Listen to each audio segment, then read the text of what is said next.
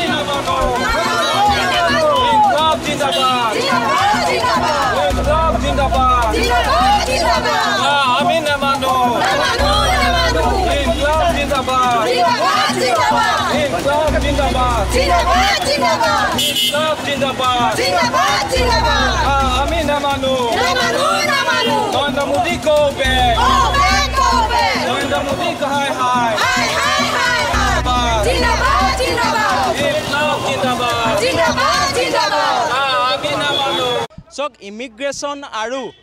বিদেশী ৰেহাই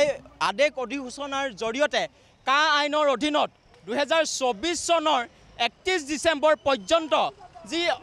বিদেশীক নাগৰিকত্ব প্ৰদানৰ যি সিদ্ধান্ত গ্ৰহণ কৰিছে ইয়াৰ বিৰুদ্ধে আজি আমি কৃষক মুক্তি সংগ্ৰাম সমিতি আৰু ছাত্ৰ মুক্তি সংগ্ৰাম সমিতিয়ে প্ৰতিবাদ সাব্যস্ত কৰিছোঁ প্ৰধানমন্ত্ৰী নৰেন্দ্ৰ মোদী আৰু মুখ্যমন্ত্ৰী জাতিৰ গাদ্দাৰ হিমন্ত বিশ্ব শৰ্মাৰ প্ৰতিকৃতি দাহ কৰি আমি প্ৰতিবাদ সাব্যস্ত কৰিছোঁ আৰু ক'ব বিচাৰিছোঁ যে এইখন কেন্দ্ৰীয় বিজেপি চৰকাৰে অসমক 6 জনগোষ্ঠী জনজাতিকৰণ দিবলৈ তেওঁলোক ইচ্ছুক নহয় আজিৰ দিনটোত অসমত আন্তঃৰাজ্যিক পাৰপত্ৰ দিবৰ কাৰণে ইচ্ছুক নহয় অসমক তেওঁলোকে সম্পদ আৰু ভূমি অধিকাৰ দিবৰ কাৰণে ইচ্ছুক নহয় কিন্তু তেওঁলোকে আজি অসমক চিৰদিনৰ কাৰণে বিদেশীৰ চৰণীয়া পথাৰ কৰিবৰ কাৰণে তেওঁলোকে উঠিবই লাগিছে অসমক তেওঁলোকে চিৰদিনৰ কাৰণে বিদেশীৰ ডাষ্টবিন কৰিবৰ কাৰণে উঠিবই লাগিছে গতিকে এই সিদ্ধান্ত কোনো কাৰণত মানি লোৱা নহ'ব আজি আমি প্ৰতিবাদ সাব্যস্ত কৰিছোঁ আৰু দিল্লীক কেন্দ্ৰীয় চৰকাৰক ক'ব বিচাৰিছোঁ আপোনালোকে অসমক এইদৰে বিদেশী চৰণীয়া পথাৰ কৰিবলৈ লোৱা সিদ্ধান্ত কোনো কাৰণত মানি লোৱা নহ'ব আপোনালোকে যদি আমাক দিব বিচাৰিছে অসমৰ মানুহক 6 জনগোষ্ঠী জনজাতিকৰণ দিয়ক আমাৰ অসমৰ মৰাণ আজি কাকপথাৰত হাজাৰ হাজাৰ মৰাণ মানুহে প্ৰতিবাদ সাব্যস্ত কৰিবলগীয়া হৈছে 6 জনগোষ্ঠীয়ে প্ৰতিবাদ কৰি আছে কিন্তু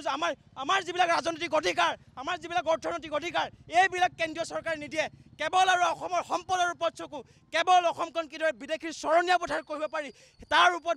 বিজেপি চৰকাৰ উঠিবই লাগিছে গতিকে আমি ক'ব বিচাৰিছোঁ অসমক কাৰ আউটাৰ পৰা বাহিৰত ৰাখিব লাগিব যিদৰে ষষ্ঠ অনুসূচী আৰু